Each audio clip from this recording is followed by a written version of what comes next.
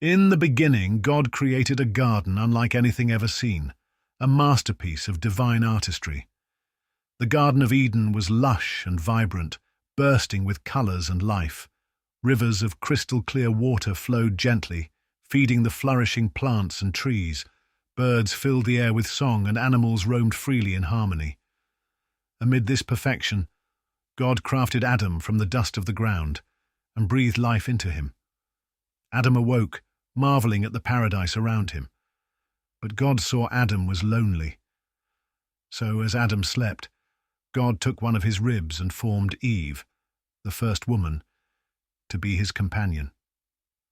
God spoke to Adam and Eve, his voice filled with love and authority. "You are free to eat from any tree in the garden," he said, pointing to the lush abundance around them. "But you must not eat from the tree of the knowledge of good and evil, for when you eat of it, you will surely die." Adam and Eve listened, their hearts filled with trust and peace. They spent their days tending the garden, enjoying its fruits and delighting in its harmony. In the shadows of the forbidden tree, a serpent, cunning and smooth-talking, slithered close to Eve. It spoke with a voice that seemed to echo with temptation. Did God really say you must not eat from any tree in the garden? Eve hesitated but replied, "We may eat fruit from the trees, but not from the tree in the middle of the garden.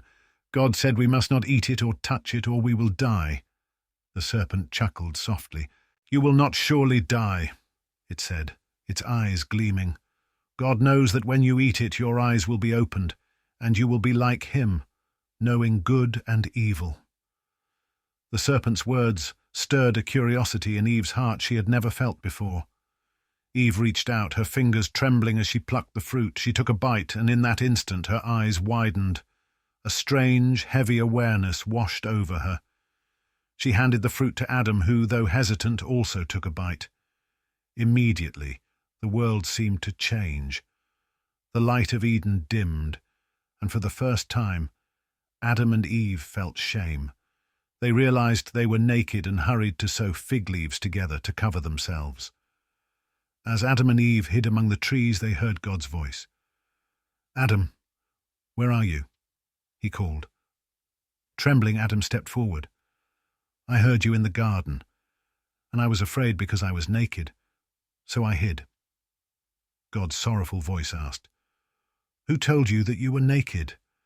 Have you eaten from the tree I commanded you not to eat from?" Adam blamed Eve, and Eve blamed the serpent.